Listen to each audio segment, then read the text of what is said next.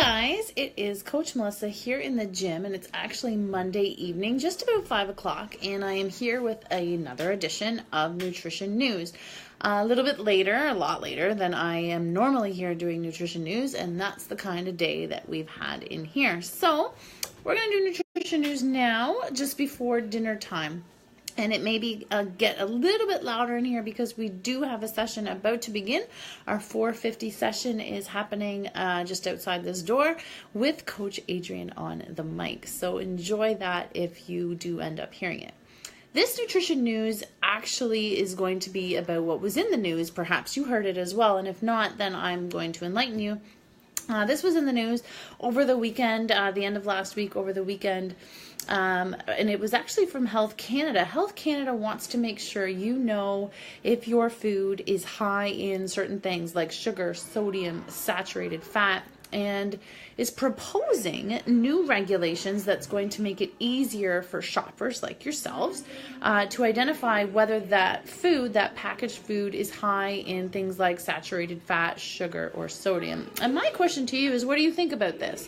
Do you think that the food that you are purchasing in the store should come with basically a warning label letting you know that that food is high in saturated fat, sugar, or sodium? If these regulations are approved, then that warning label essentially would be, very visible on that package. All packages, all foods that are high in these things. So sodium, saturated fat, and sugar. This is like half of the packaged foods that are on the shelves today. And I'm getting all of this from Global News. It was an article up on Global News that you can read on your own if you like as well. But yeah, so this could be up to half of all items currently on the shelves, processed packaged foods on the shelves today, are now possibly going to have these very noticeable warning labels on them. And why exactly is this? Why is Health Canada suggesting or proposing this in the first place? Well, basically it's because of chronic disease. There is a growing burden of chronic disease facing North Americans, obviously including Canadians, these days. 2 in 5, so for every 2 in 5 Canadian adults live with things like heart disease, diabetes, they've had strokes, or they have cancer or history of cancer. 2/3 of Canadian adults are overweight or are obese, and this comes from the Chief Medical Advisor to Health Canada. So a lot of these chronic diseases and conditions are largely preventable. That's the good news. Poor diet is a primary, not the only, but a primary cause of a lot of these chronic diseases here in Canada.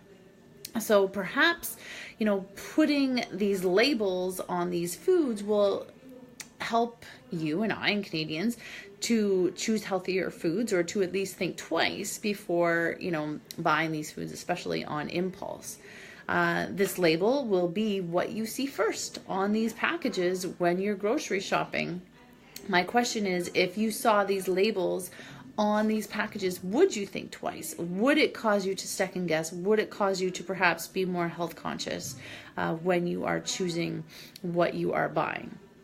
I know that when we're shopping, we're often busy, we're often distracted. So the idea is that this label on the front of the package will be quick and easy and noticeable for busy consumers, or even for people that have trouble understanding detailed nutrition labels on a package, or all, trying to read through an entire ingredient list. Seeing this big label right on the front of the package, you're going to know exactly what it is, exactly what it means. And they actually are kind of already in the process of this. They've already developed different labels that they're getting, consultation on, or to get approved to see which one they like best to put on these packages.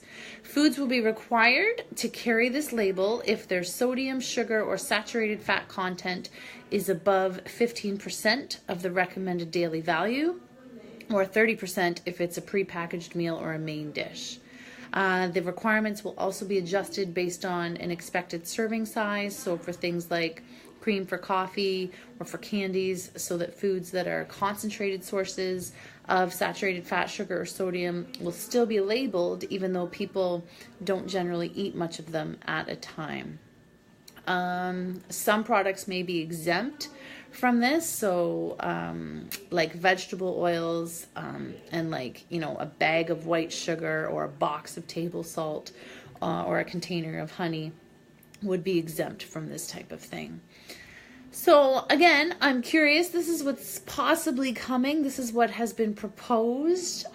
They're hoping the regulations that will be finalized later this year, and are proposing that they go fully into effect by the year 2022. What do you think about that? What does everybody think about that? Do you think this will be effective? Do you think this will be helpful to help curb, you know, some of these different chronic lifestyle-related diseases? How would it affect you and your choices? The Canadian Public Health Association and the Heart and Stroke Foundation have both applauded this idea, and the CEO of Heart and Stroke says millions of Canadians are living with diet-related disease, taking a huge toll on their health and their families. Adding a clearly visible and easy to understand symbol on the front of an unhealthy food and beverage package will help to steer people away from these products and support them to make healthier choices. My question to you is, what do you think? Do you agree with that? Do you think it will be effective? Do you agree that it is a problem to begin with? And if you do, but this isn't the way, what is the way?